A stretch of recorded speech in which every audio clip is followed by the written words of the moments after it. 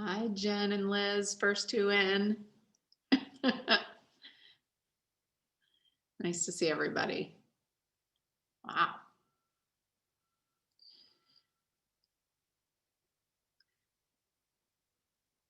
Welcome in. Oh, I see Colleen Shaver there. Oh, I should have put something in here about BattleBots too. I forgot to do that. Oh my gosh, I got to remember to talk about that one. That was super exciting.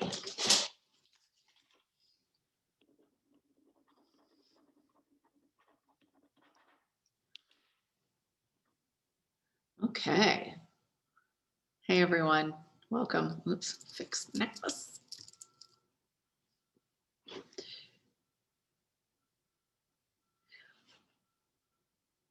Hope everybody's doing well. Oh, we got only about 5 minutes. So I thought we would play with a little space stuff right now. I don't know, Kate, can you try to share the, yes, Colleen, I totally agree. I was screaming during that. The last Thursday was just fantastic because Perseverance touchdown and then the WPI team crushed their opponent on BattleBots, a higher seeded opponent, and they knocked him out. It was so great. Hey, I thought just for fun, in case folks haven't seen it, we would watch the Perseverance video while we're waiting. Starting the straighten up and fly right maneuver, where the spacecraft will jettison the entry balance masses in preparation for parachute deploy and to roll over to give the radar a better look at the ground. See how this goes. Applicate indicate chute deploy. The navigation has confirmed that the parachute has deployed and we are seeing significant deceleration in the velocity. Our current velocity is 440 meters per second at an altitude of about 12 kilometers from the surface of Mars. There's the back shell. Heat shield set. Perseverance has now slowed to subsonic speeds and the heat shield has been separated. This allows both the radar and the cameras to get their first look at the surface. Current velocity is 145 meters per second at an altitude of about 9.5 kilometers above the surface. First time we've ever gotten video like this from an entry at Mars. It's totally amazing. Live video. Usually we would just be looking at an animation. So it's actually seeing the ground there. And the rover sort of swinging on Nav there. filter converge. Velocity solution 3.3 meters per second. Altitude 7.4 kilometers. Now has radar lock on the ground. Current velocity is about 100 meters per second, 6.6 kilometers above the surface of Mars. Perseverance is continuing to descend on the parachute. We are coming up on the initialization of terrain relative navigation and subsequently the priming of the landing engines. Our current velocity is about 90 meters per second at an altitude of 4.2 kilometers. This comes the totally crazy. LVS valid. We have confirmation that the lander vision system has produced a valid solution and part of terrain relative navigation. Priming. TBA is nominal. We have priming of the landing engines. So then it drops the parachute away. Back shell set. Current velocity is 83 meters per second at about 2.6 kilometers from the surface of Mars. We have confirmation that the back shell has separated. We are currently performing the divert maneuver.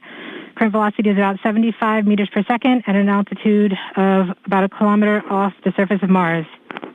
Here in safety Bravo. We have completed our terrain relative navigation. Current speed is about 30 meters per second, altitude of about 300 meters off the surface of Mars. So it's coming down on engines. We have started our constant velocity accordion, which means we are conducting the sky crane, about to conduct the sky crane maneuver. It drops the rover down. So you're looking Sky crane maneuver has started. Down at the rover, up at about the 20 sky, meters off the surface.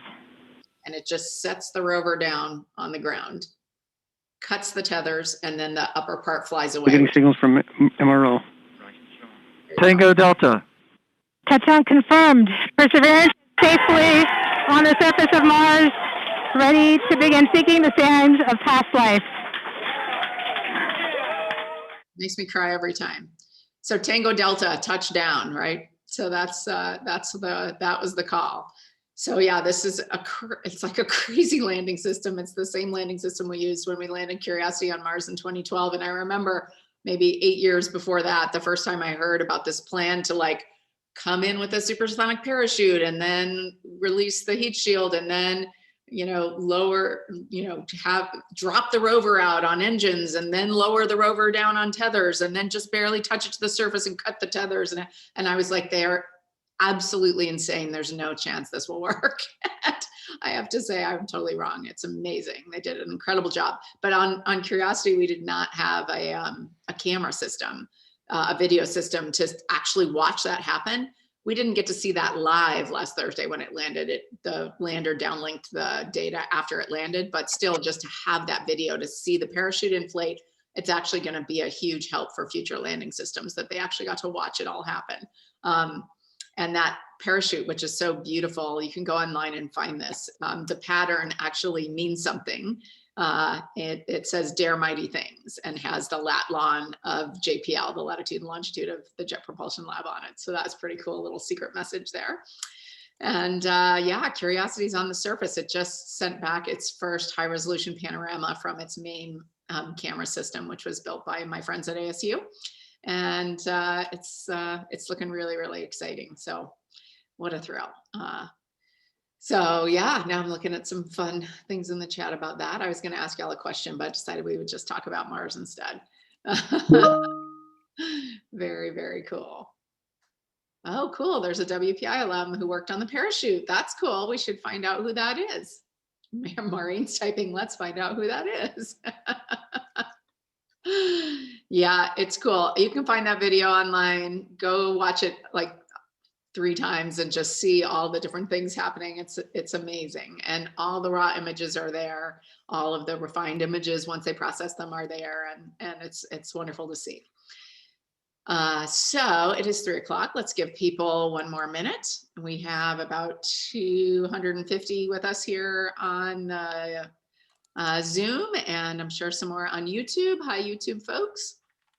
Thanks for joining us. And I ran into a couple of faculty members on campus just today who said, I'm teaching during the town hall, but I'll watch it later. So if you're watching this later, hi, thank you for watching. And it was great to be out and about on campus today. Of course, it's first real sort of almost spring-like feeling day, very sunny and, well, let's call that Worcester warm, in the 40s.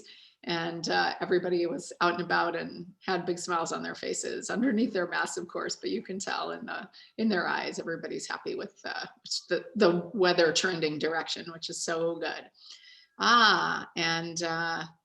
Yeah, thanks for Kate. Beveridge posted in the chat the link to that video, so you can go watch it yourself as many times as you want.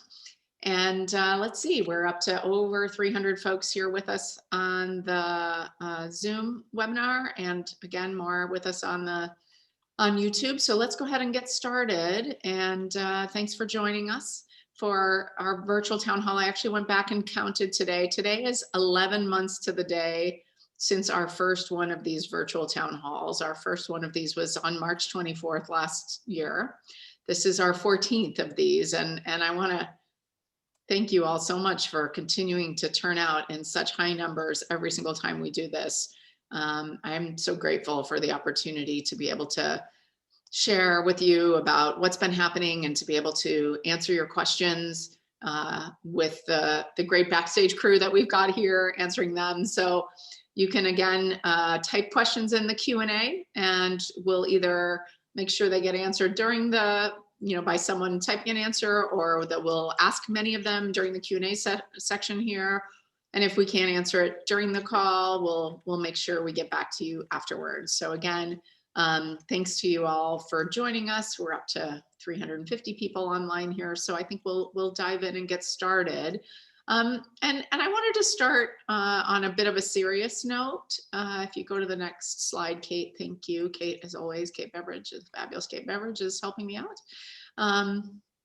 Our nation marked a pretty devastating milestone this week with the loss of 500,000 Americans to this terrible virus, 500,000 people, which is more people than died in World War I, World War II, and Vietnam combined, is what I understand. So that's it's really quite a thing, and importantly, I think it's not just about something that's happened way out there, right? I mean, these deaths have touched, members of my senior team, of the teams across this campus, of families in our community. And I was really moved at the inauguration of President Biden by the flag display, which I put here on this slide. And then this week, both in the Beech Tree Circle and at my house, which is the picture on the right, we are flying flags at half staff as requested,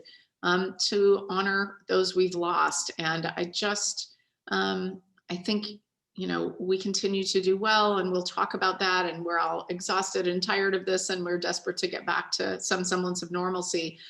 And I think both in our exhaustion and our rush to get back, it would be easy to sort of gloss over this. And I think we shouldn't. I think we should pause and remember. And our hearts really go out to anyone on this call, on this webinar, who's been impacted with the loss of a family member or friend, anyone in your circles who has been. I'm just going to turn off my video, and we're going to take about a minute here and have a moment of silence on behalf of those we've lost.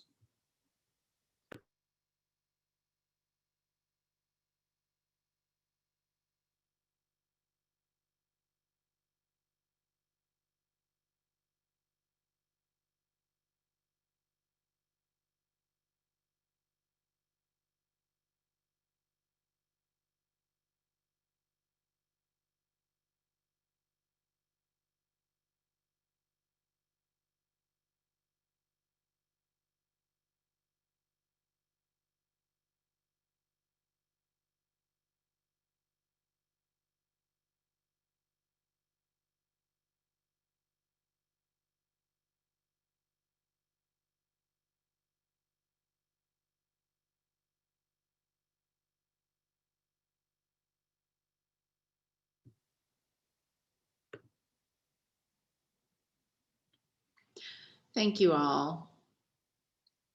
And thank you for all you're doing to continue to support one another in this incredibly challenging, 11 months, now almost a year, that we've been in the midst of this sort of otherworldly, to harken back to our Mars conversation, pandemic. Let's go on to the next slide, which is really all about what keeps us going in this moment. It's all about keeping us safe, healthy, and together, and serving those that are the core to our mission, our students. It's about supporting all of you in those efforts, as we're all sort of continuing to move forward, even on days when it feels really hard to do so. So I'm so proud of all we've done, and that we've been able to remember this North Star and follow the science and the data and everything that we're doing, and also continue to serve the communities around us here in Worcester, across the Commonwealth, as we do that. So I'd like to give you a quick update on sort of where we are on the COVID front. We're also going to talk about a few other things today beyond COVID, so that's good. So let's just start with the numbers and the data that, again, are driving our activities here. So this is the top one is data that you see every day in our public dashboard, which is just the number of cases per day.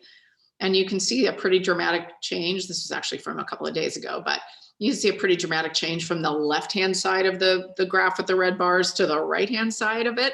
So the left-hand side was that as we were rebuilding the bubble and bringing students back, I think actually the first wave of testing is even off this month-long chart, but it's that the sort of onboarding testing 1 and 2 are really the bulk of what makes up the left half of this chart. And then as classes got started and we were in that yellow stay in place mode, what you can see is we really managed to bring down the number of cases, and that really shows up very dramatically in the bottom diagram, which you can calculate from the information that's on the public dashboard, because we tell you how many tests per day and how many positives per day, right? So you can calculate the positivity rate. And that red line is the 7-day average of the positivity rate. And you can see that we were actually, and again, in the days before this 30 days if you went back even a little further, that number was sort of eking up above 1% for a while.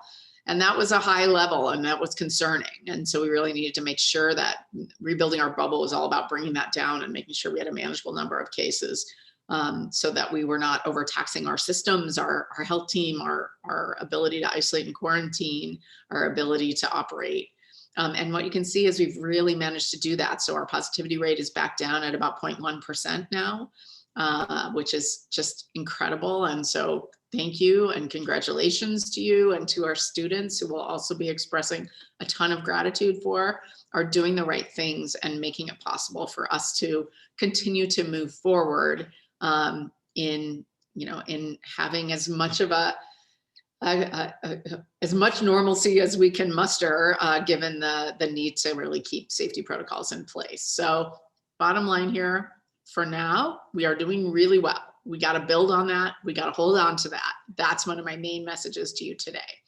So when we see the data trending in a good direction, what we do is we have a conversation at CERT. And so the next slide is just a reminder about this process that we have in place to manage this this pandemic and this, what I would still call an emergency response situation. It's hard to imagine we've been in emergency response mode for over a year, but we have. Today was our weekly CERT meeting. It was the 70th meeting of CERT, which is, again, incredible. What an amazing team. And we'll get to share with you who's on that team right at the moment, or who the leaders are on that team shortly. But just to remind you what CERT is and what it does. So it is the body that has planned for and coordinated all of our actions during the pandemic. It is the one place where sort of everything that has to be adapted for COVID comes, so that we can look at it from all sides, understand it, and make good decisions about it. And look, I think as much as I would love to say, look, we're going to move back into a more sort of normal management mode here, I think that through at least the rest of this academic year, we're going to have CERT in place, and it's possible they're going to be in place for at least part of the summer as well. We're going to have to assess that as we go along. So CERT is here. It's going strong. Go Team CERT.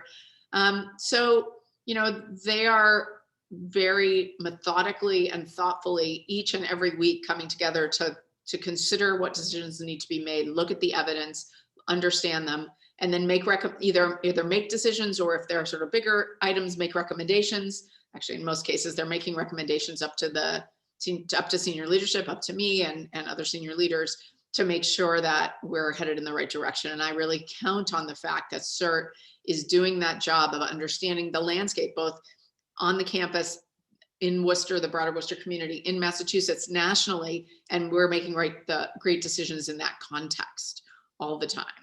And I think it's been a great example of something that we know we do well at WPI, which is break down silos or never build them in the first place. It really has been a collective and synchronized campus-wide effort. And I'm so proud that has really showcased the best of how we collaborate and operate. So if you go to the next slide, just to remind you who are the key players on CERT these days. It's a bigger team than this, but these are sort of folks leading in the different areas. So just very briefly, CERT continues to be co-chaired by Philip Clay and Jeff Solomon. They've done great work, and Ron Bashista runs the show. The Colonel is in charge, no doubt about it. I would say operationally, there are sort of two big pieces to CERT these days. One is health services, and the whole health team is involved, but Lisa Perlman, our director of health services, is really the key voice there. And so much of the decision making that we're doing is being driven by, as is appropriate, it's being driven by our health professionals in this time. So we've got always an update from the health team on what's happening, and their perspective weighing in on any plans or decisions is taken incredibly seriously. And then we have sort of the campus operations side of things, and Rachel LeBlanc has been doing great work in organizing that, but there's lots of pieces of that. So whether that's on business ops or academics or student life, you can see there across the different organizations who are the CERT representatives. And they, again, are meeting every single week and talking through whatever decisions need to be made. And so the request here is that if you are working on something for summer, even for next fall, and are thinking about operationally is something going to have to be modified, or especially in the near term, are there things you want to do? For example, we just talked today about admissions tours in the spring recruitment season, right? Which need to be modified because of COVID. And so that plan was brought to CERT and raised up for approval, and we're approving that for, for the spring recruiting season. So if your office is working on something like that, these are the people to talk to. Reach out to the one in your area or anyone really on this list, and they'll get you connected to the right folks to make sure that CERT can weigh in on what it is you're thinking about. And then the last slide here about CERT is really to just look at a list. This is like their to-do list. It's long, but the kinds of things they're working on, we just talked about admissions yield events. So, this month, these are the things they're doing. They're talking a lot about commencement. I'm not going to talk much about commencement today, but we're getting close on sharing plans there for both class of 20 and class of 21. They're looking at next year's academic calendar already, athletics, e-term project center activities. And you can just see that as the rest of the academic year unfolds, they have a lot on their plates, but they welcome your questions, your input. So again, I want to just give a huge shout out to the CERT team who has, tirelessly been working for over a year. Actually, CERT started back in January of last year. And congratulate them on the support that they've given to make, our success possible. So they've been hard at work looking at this data that I just showed you at the beginning of the presentation, and other things as well. You all know that we moved from the stay in place, the hardcore stay in place, to sort of what I think somebody called jackalope green, that's sort of a chartreuse in between green and yellow, where we're really in tech flex, but with some more restrictions. So looking at the data now, we've made the call, and if you go to the next slide, Kate, that we are going to move to full tech flex starting next Monday. So we're going to, those restrictions that were still in place, even as we were inching towards green, are now going to essentially revert back to where we were back in A term. So honestly, I think the impact on faculty and staff is not very large. This latest shift, it's going to be more of an impact for students. But things like tech suites in the library are going to open up, and some indoor dining where people can be distanced, but you can sit with other folks. Some of that's going to start happening. And I think the main impact on some faculty and staff is you can start to have some in-person meetings if that makes sense to do so in your area. And I would urge you to think about doing that with students if you can. Again, keep that 6 feet of distance, keep those masks on. So stay safe. Hopefully you're not in a meeting where you would have to have someone reported as a close contact if it turned out one or the other of you was positive because you stayed further than 6 feet apart for the whole time you're together. Hopefully that would be the case. But everybody's really craving in-person interaction here. Our students need it, and we've got to be really careful and thoughtful about balancing the risks around COVID with the real risks around everybody's mental health. And to hear the joy of both students and faculty on students getting back in the classroom and the labs has been really so uplifting and heartening for me over these last few weeks. So keep it up, and let's keep it up safely. And then and we're back. So let's keep going with that. And again, we'll talk a bit more about how important the safety protocols are there in a little while, but that's where we're headed. So we'll announce this publicly. We're going to announce it to students today. And we're going to announce, and I'll send a follow-up note to this town hall like I often do. It'll probably come out tomorrow, that follow-up note that'll make this official, but I'm letting you all know that that's where we're headed. And I think if you asked any of us back at the beginning of the year, in January, if you would have thought we would have had this incredible, downward trend, we might have been skeptical, but I got to say this community really did it. And once again, incredibly proud of everybody for taking this so seriously, and now for embracing where we are and trying to get back to a little bit more of a sense of normalcy. So some athletic practices, safely distanced, will be starting, things like that. So it's very exciting. Okay, so let's talk vaccines, which I know is on everybody's mind. So I'm going to spend a little bit of time here and kind of walk you through this slide. I know there's a lot of energy around it because I know we're getting a lot of questions so that we are WPI group, and I agree with Lee Shogren. Huge shout out to the We Are WPI group, who answers hundreds of emails when things like this are happening, and are doing just an amazing job at trying to keep everybody up to date and give them the information they need to operate effectively. So here's the vaccine update. And it's a little mixed, I have to say. So I'm going to be totally straight with you here. So first of all, I want to say, and I don't think I have to say this to this group, but when you become eligible for a vaccine, get one. Don't say, well, maybe I'll wait a while. We're to the point now where millions and millions and millions of people across this country have gotten these vaccines and gotten them safely. And only by many, many, many millions more getting them will we get back to that sense of normalcy. So please do get vaccinated. I know for some people that's scary, but my own mother, actually probably right now as we speak today, is getting her second dose in Arizona in her assisted living facility. My dad, who's 80, got his second dose last week. And I have to say the level of relief that I feel is just absolutely incredible. So it's working. It works and it's safe. So please do get vaccinated when you become eligible. Now there's a word, eligibility. I know there's been a lot of questions and a lot of frustration around eligibility.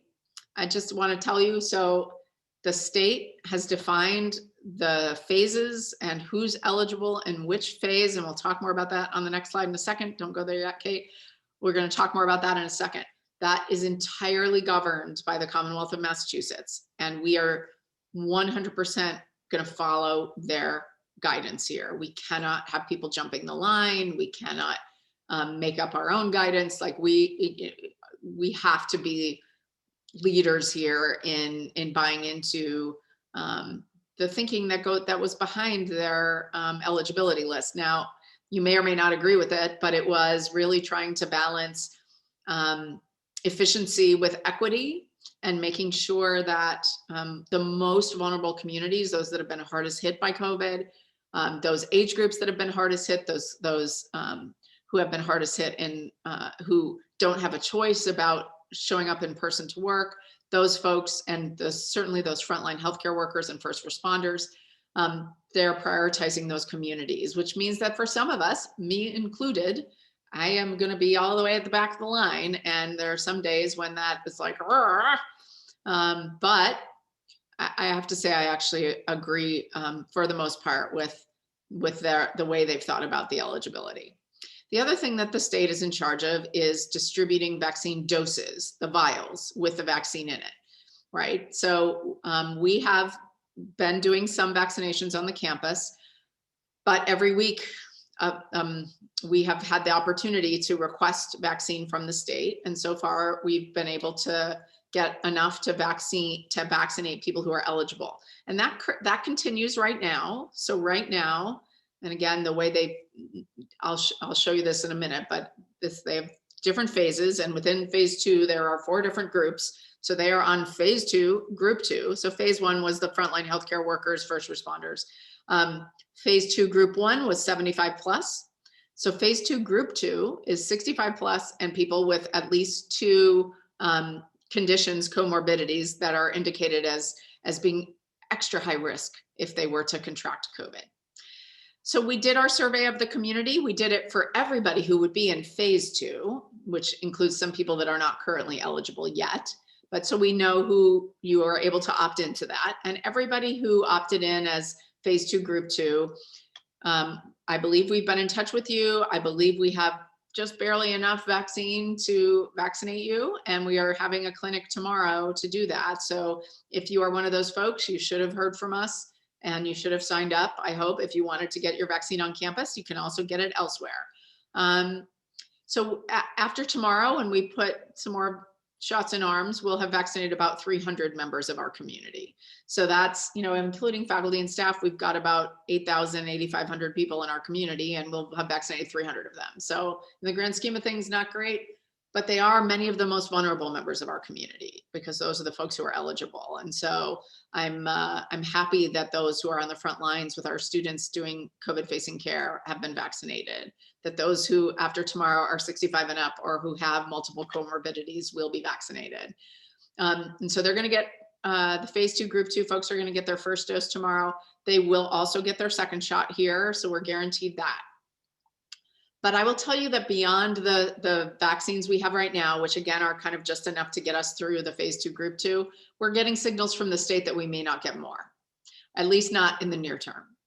And it's been a very, don't get me started, it's been a very complicated set of interactions with the state. They early on really wanted us to sort of spin up clinics and help them get lots of people vaccinated. And now they seem to be pushing people more towards the mass vaccination sites. So we're going to continue to work with them. It might just be that right now that supply is pretty stretched. When they went to phase 2 group 2, that 65 plus and the 2 comorbidities, when they went to that group, another 1 million people became eligible, right? And they're getting, I don't know, 100, 150,000 vaccines a week. So it's going to be a while before they get through this group. And we'll see. We hope that they can make it through this group, and then the amount of vaccine will start to flow faster when the Johnson & Johnson vaccine is approved, as you know, Pfizer has ramped up production. So we're just going to have to see. So here's the good news. Our team has done amazing work. We are ready to go if and when vaccines are available to us. If we get them, we will very quickly be able to turn around because we know you all opted in. Let you know, get folks in for another clinic. So stay tuned is my message to you. We're going to keep you informed about what's happening. And if it looks like the state is moving to the next phase and we're not going to get vaccine in that phase, we will tell you that right away and try and help support you in finding other ways to get vaccinated, because we all win when we get vaccinated. So that's just what we need to do to advance the public health measures here. So as you become eligible, please do either work with us or we'll try and help support you in finding other ways of getting vaccinated. And I just want to close by, thanking everybody who's been a part of this process. Again, our health team, amazing. Brian Degon, I think, built a bunch of the forms and everything. Thank you, Brian, for that. And for many of you who volunteered to work at the clinics, administratively helping people check in, all that kind of stuff. It's wonderful. It's been a real team and community effort. So again, it's the good news is I think nearly everyone who, or maybe everyone I hope, who is eligible at the moment will be able to get their vaccine on the campus, and we will keep you posted about what's happening beyond that. I wish I had more certain news about the future. I don't have it, and as soon as I have it, you will have it. And I'm not going to stop fighting for it either. So we're going to keep working this. Just quickly on the next slide is the different phases, which I've already talked about. And so you can just see, so phase 1, again, was frontline healthcare workers, first responders. Here's the 4 different parts of phase 2. So we are on that phase 2 group 2, 65 plus and 2 plus of the specific medical conditions that the CDC has put out that are high comorbidities with COVID, plus the state just added asthma to that list. You can see in phase 3, some of our colleagues in education are going to become eligible, but not college and university faculty or workers. So that's unfortunate, but that is the decision the state has made. But certain of our job categories here on campus will become eligible in phase 3. And then, beyond that, it's 1 comorbidity. And then after phase 2, it's opened up to everybody. So again, we'll keep you posted on whether or not we think we'll be able to continue having vaccination clinics on our own campus, or whether we need to work together to figure out other ways of getting everybody vaccinated. And then the last thing I want to say about COVID is on the next slide, which is really about working together to stay together. This has been our mantra all the way along. There is your fabulous health team there on the right, who are just keeping us going each and every day. They're amazing. So stay vigilant. I think one of my real main messages right now to students, and I'll make the same plea to all of you, the thing that really is the make or break here is the close contacts piece.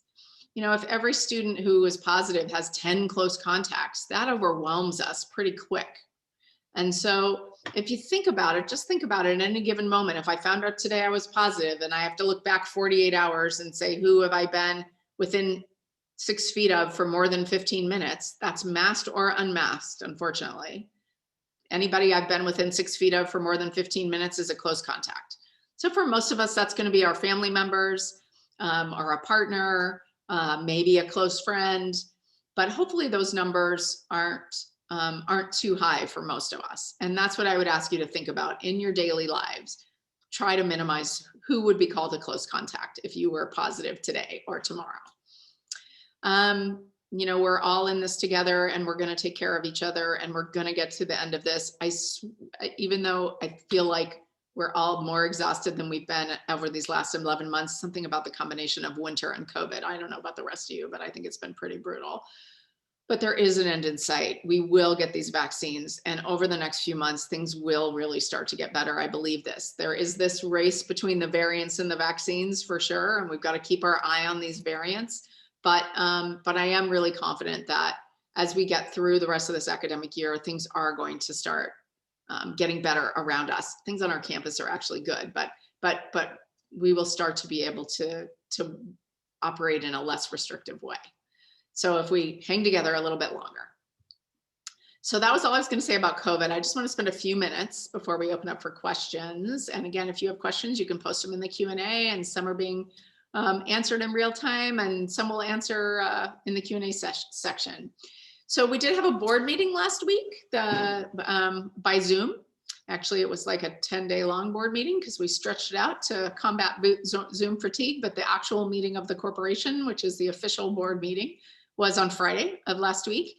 And I have to say, they just wanted me to pass along to all of you how incredibly impressed they are with what this community has done managing COVID. Several of the faculty who participate in our various committees as members of board committees spoke up about and said lovely things, actually, just to make sure the board really understood how well we're doing. And I appreciate their support and their chiming in like that. They're so proud of us and so supportive of us. They did have several votes. So just briefly, so I'm not announcing today which faculty these are, because we got to make sure they're all notified and we got to put a good press release together. But they did approve, I think about 18 or 19 faculty for promotion and tenure. So several going from assistant to associate professor with tenure, many going from associate to full. And again, this is the third or fourth year in a row where at least half of those being promoted to full professor are women. Yay.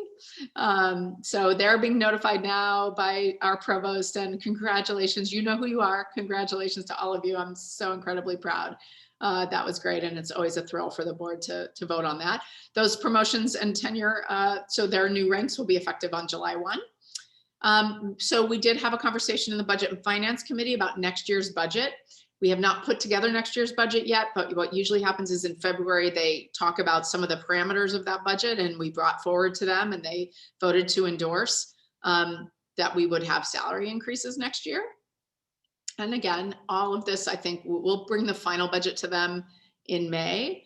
And, we got to make sure that we stay on this good path that we're on. So until we get to that final approval, this is, could still change, but I think this is the path we're headed on, and I wanted to share with all of you. So we're going to do salary increases, but one of the things we're going to do as we come out of COVID is we're going to change the timing on that. And here's why. And this is not a one-time thing. This is going to be a go forward thing. So what happens, all of our revenue, all the money that comes into the university, all of it comes from tuition from students. And we don't really know that we've met our goals for a number of students in the class. We have a good indication of it on May 1 when our deposit deadline happens, when the admitted students tell us whether or not they're going to come. And then over the summer, some of them decide not to come. And, it's really August when they pay their tuition, right? So we really don't know until August that we are meeting what we've budgeted in terms of the amount of money coming into the institution. And so it is more reasonable to say, look, we're planning on this level of raise in May, but we've got to confirm that that we really do bring that revenue in. So it's appropriate to be spending it. So we're going to shift that timeline annually to be an October 1 timeline. We're going to try that this year. And so we're going to launch a performance promotion and salary process. It'll be able to be a little bit more relaxed and extended this spring.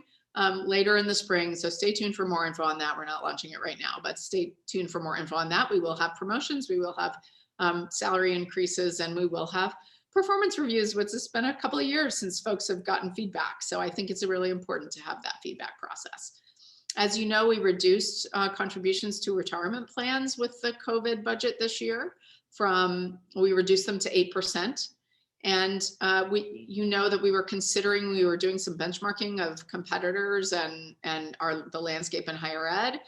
And we were planning to make an adjustment anyway to the 403B contributions. So what we're going to do, what we proposed to the board and they endorsed, and this will be, again, subject to final approval in May, was to go from the 8% to 9.5%. So to increase from the current level, those 403B contributions back to 9.5%. So that's good. And then we talked with them about the strategic plan. And I think you all know, and I've been talking about here briefly, and I'm going to talk a little bit more about today, that we have strategic planning going on right now. And we started to talk to them. I'm going to share with you some of the things we shared with them. They really challenged us. And again, I think this is a challenge right now because we're so focused on sort of managing COVID, what's right in front of our face. But we've also really got to think beyond this year and think about what's ahead of us in the strategic plan. So they want to challenge us to really reach high in the strategic plan, and they're supportive of where we're headed. So I just want to show you a few things about the strategic plan. And it should always start from why we do this work, which is what's on the next slide. And I'm just going to actually read this to you because I think this is, I'm putting this out here as to, the reasons I think we are doing the work that we're doing at WPI. And this is going to drive everything we do. And it's really about impact, right? I mean, and what does that mean to us? And what does that mean in terms of our future aspirations? So why do we do this work? Well, we do it to transform lives. We're a highly effective engine of social mobility. Our students lift their families through their success and apply the skills they've learned to be work ready at graduation and create value for society. We at WPI, we're striving to empower learners to continuously increase their readiness to achieve impact and to enable more students who are traditionally underrepresented in STEM to access the transformative power and possibility of a WPI education. So that's reason one, transform lives. Reason two, we want to take knowledge and turn it into action to confront the world's challenges. Most knowledge, most things we know don't necessarily result in systemic change. And we know that the great issues of our time require STEM professionals who can apply what they know to create solutions both on the local and global level. And so by fully embedding our work with those impacts in communities around the world, by working seamlessly across disciplines and effectively integrating STEM with human skills and business skills, our community of learners here at WPI, learners, doers, and scholars, we seek to transform knowledge, to go beyond knowledge and translate to impact. And then the third why is about revolutionizing STEM, something we've been doing long in our history. We're committed to continuous innovation in STEM and in the way STEM shows up in the world. We want to make it more relevant, inclusive, responsive, and inspiring by driving integration between STEM and non-STEM disciplines, by continuous expansion of hands-on project-based learning that's focused on real-world problems, by a sustaining focus on valuing all voices in STEM, and by embracing new views of things like credentials and how learners engage with us. So, nothing small here. This is big stuff, transforming lives, turning knowledge into action, and revolutionizing STEM. That's why we do what we do. So I want to share a framework that we shared with the board on the next slide, which is a way that it's helping me think about the work ahead, because I think there's work ahead that is about really strengthening who we are and what we're best at and making that really, really effective and efficient and all of that. And then I think there's some really kind of groundbreaking disruptive stuff that we've got to work on too. And this kind of a model kind of helps you think about things in different dimensions like that. And it was a framework that has been used for a long time in large organizations who are trying to do innovation like we are. So it's called the 3 horizons model. And the 3 horizons, you start in the middle with the core. And that is about strengthening the existing things that we do, and keep working on doing those things better. The second horizon, called the emerging horizon, is a lot of what we did in the last strategic plan, frankly, which was about taking something we were already good at, like student projects, and innovating around that a bit with, say, global projects for all, and expanding the number of project centers, and the work we're doing about inclusion in project teams. All of those things are building off something that was core, but doing it in a better and different way, and doing it for perhaps more learners, more people. So that's the second horizon, and that's great. And I think a lot of the work we do in a strategic plan is kind of taking the core and making it better.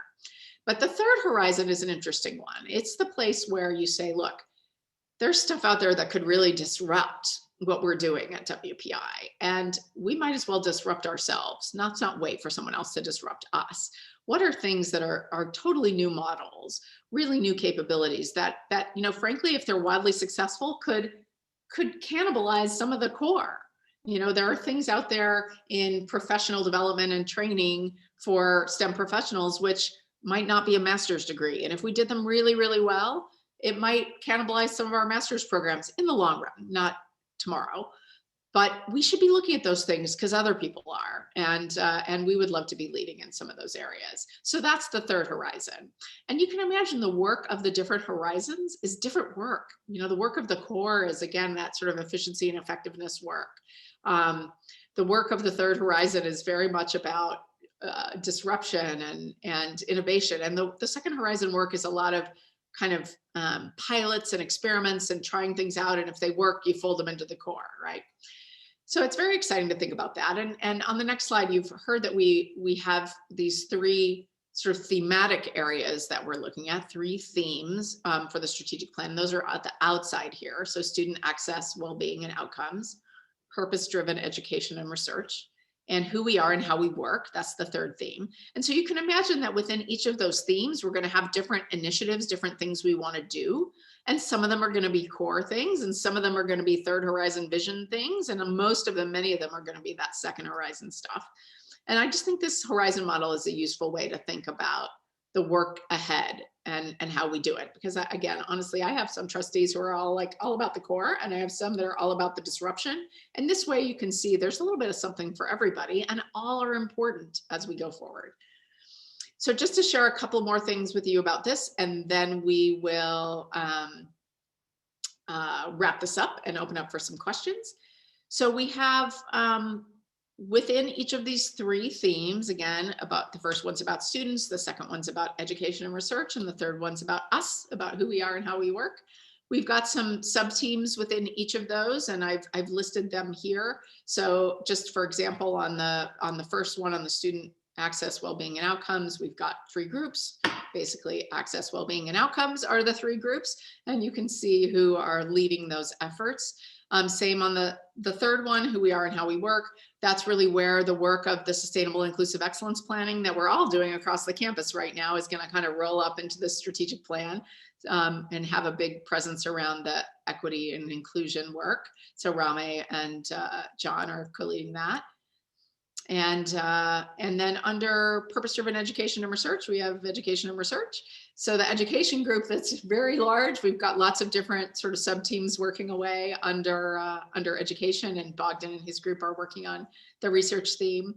On the next slide, you see, and so I'm just telling you who these folks are. So, if you have interest here, you can ping them and let them know that you want to get more involved. But let me just share kind of where we are. I'm not going to walk through this in detail, but I found this great picture of the sausage factory, and that's exactly where I feel like we all are right now, because we're right in the middle of making the sausage here. The sausage is not made, it is being made. So we're identifying initiatives and refining them right now. That's kind of where we are right in the middle of this diagram. We kind of relaunched everything last fall, and it's kind of been a bit of a slow start in the fall. That was appropriate with dealing with COVID, and now we're going a lot faster. We just did brief the board this last week, and that went very, very well. So we're working on initiatives. We're going to be doing a lot more community engagement over the next couple of months. So stay tuned on that, and please participate when asked. We'll give a couple more updates to the board, and we're hoping to bring a plan to them in May for their support and endorsement, and then move into the kickoff. And then lastly here,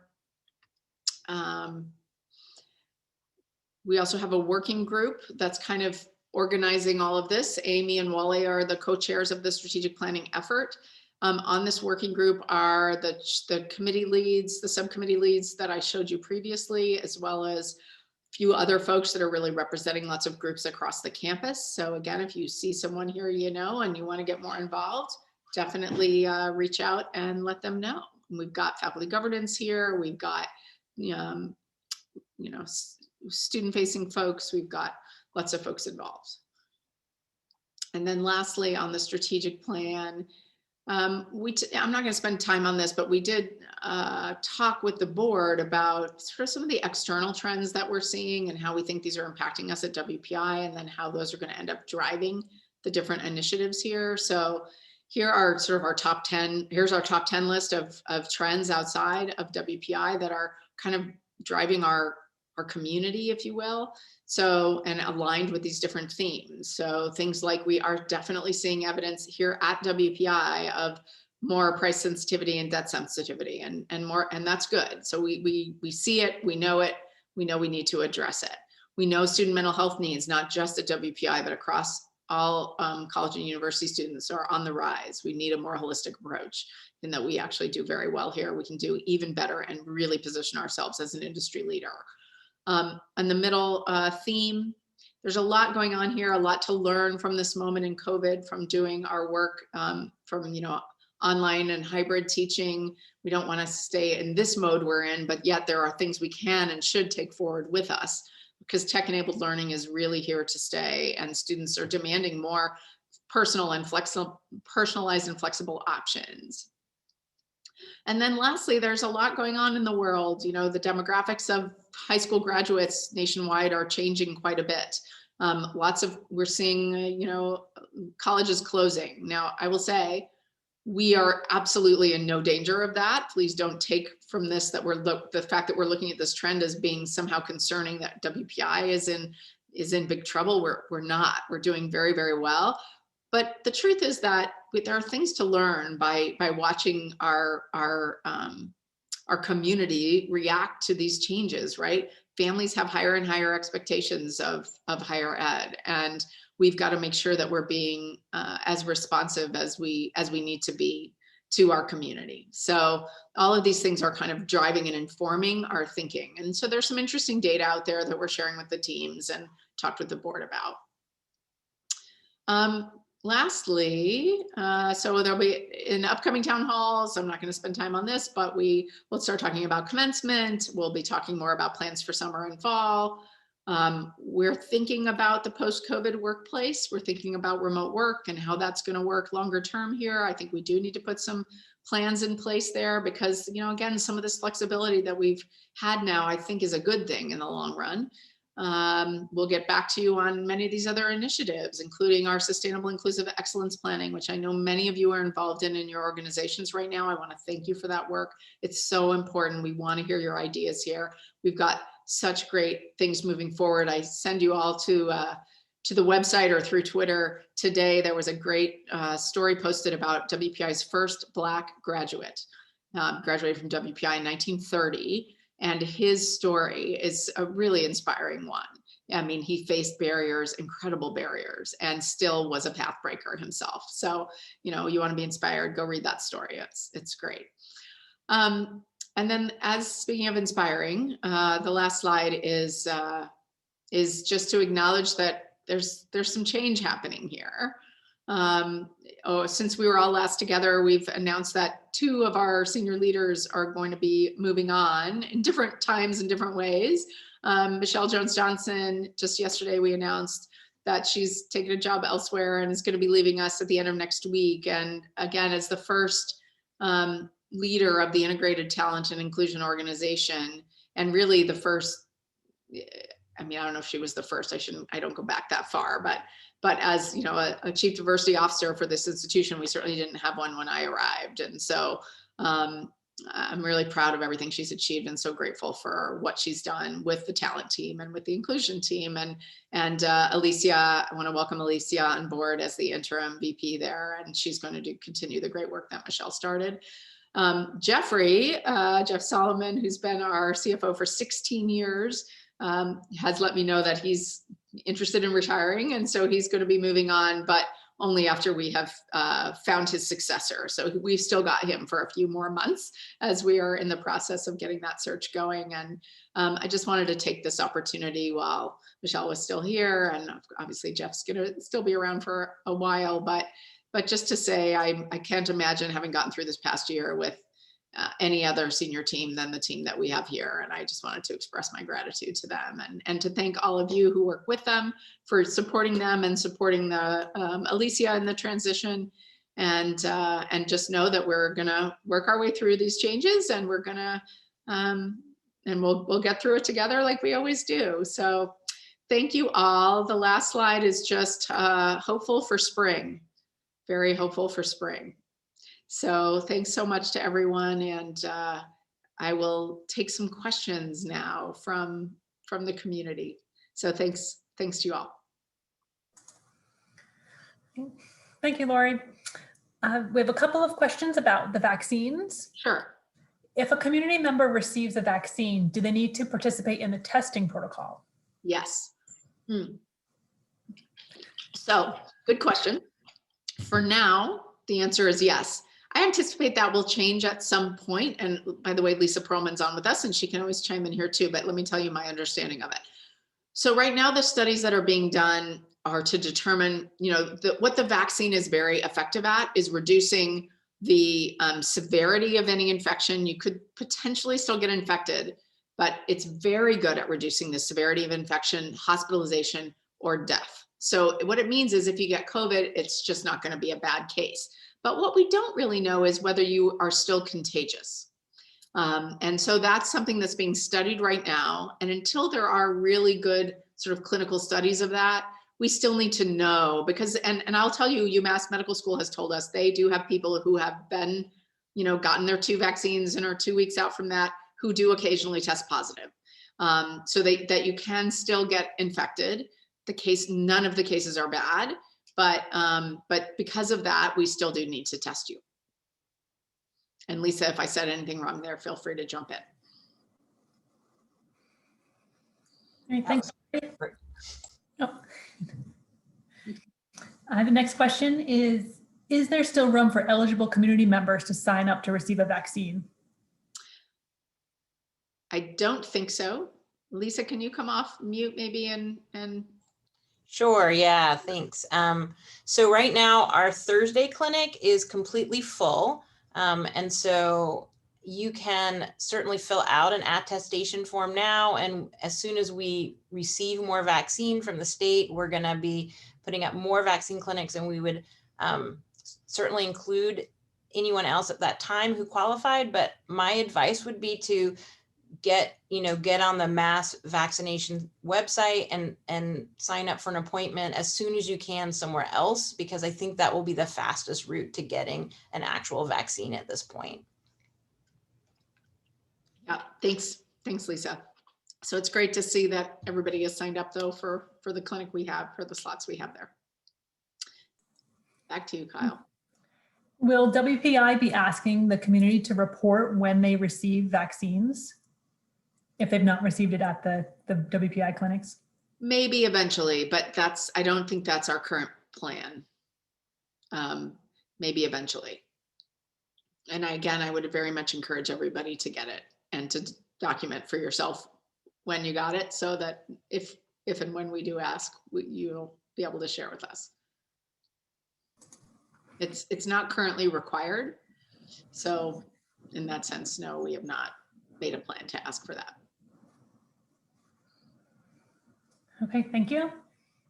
We get some kudos for the new unobserved testing, how quick it is to be in and out of Harrington. So thanks to the health team for making that happen. Yes, Yes, that's great. The unobserved testing and some of this and the standing. So I will say also that one of our Foisey School of Business classes, I think one of the operations research classes in the fall, also made some observations about the operations in there and made some suggestions, some of which are also being followed, that are making it smoother. And we have fewer staff in there, which is great. And yep, agreed. All very good. So the unobserved testing had not been approved in the fall, so we couldn't do that. They had to get an FDA approval to allow us to do that. So, yeah. Thanks. And also some kudos for the CERT team working so hard, and gratitude for your leadership. And this community member writes, I have continuing concerns about CERT's guidelines concerning WPI staff who may be exposed to COVID indoors. As far as I can tell, the 6 feet apart social distancing guidelines are effective outdoors, not indoors. For instance, there's no scientific data to suggest that keeping 6 feet apart is an effective mitigation of risk in indoor environments. But my concern is that staff are in some cases still being asked to work alongside one another indoors, which may expose them to the virus, including more lethal variants. Or I think maybe they meant more contagious, not lethal variants. But how would you respond to this concern about the transmission in offices or labs? So, I mean, I would say we're following CDC guidance, which is based on as good a science as we have. We also are following the same kind of workplace safety guidance that healthcare workers have been following since the beginning of this pandemic. And we don't have any evidence of transmission when masks are worn and people stay 6 feet apart on this campus. I don't believe we have any evidence of that. So I would argue that it is in fact safe. But, I'm sorry if people are stressed about that. And if there is a specific concern with a specific office or workplace environment, I would urge you to take it up with your supervisor. And I would offer for anybody else who wants to weigh in on that, if anyone else has thoughts that's on the call here. Okay. A question about, I think, oh, sorry, Philip. Yeah, sorry, I just to reemphasize something that Lori just said, which is that for all the cases that we've had on campus, with the exception of one office where we did have transmission, and that was where some employees were not following some of the guidelines that Lori just talked about. We're not wearing facial coverings, we're not keeping that social distance. But that, and Lisa Pearl may want to weigh in on this as well, but we have not had any evidence of any transmission for any employees or frankly, faculty or staff who, in a classroom setting or an office setting of any transmission of COVID or anyone tested positive in the campus environment. And all those folks have been in our testing program, so we would have been able to identify that. So I think it just is a little more data to support what Lori's previously said. Okay. I see more questions coming in. Thank you. Yeah, let's see how many of these we can get through, Kyle. Sure. I think this person was responding to the news that the salary increase process we moved to October.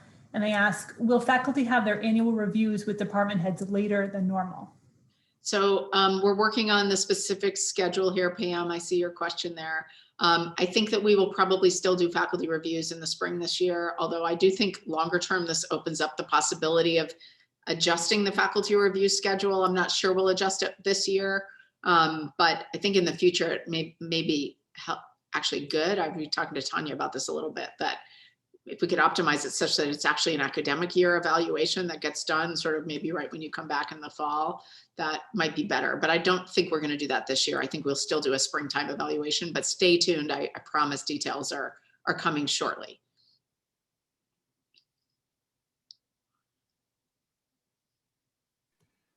Lori, I can confirm that we will have the faculty review between now, February and April. And so those have already started, and they'll continue until April. Right. Good. Thanks, Wally.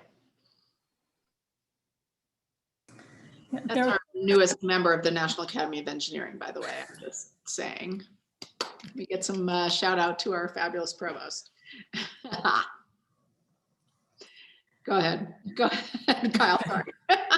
There are a couple of specific questions about vaccine locations and when the next second dose is happening, and I'll let the health team respond to those individually.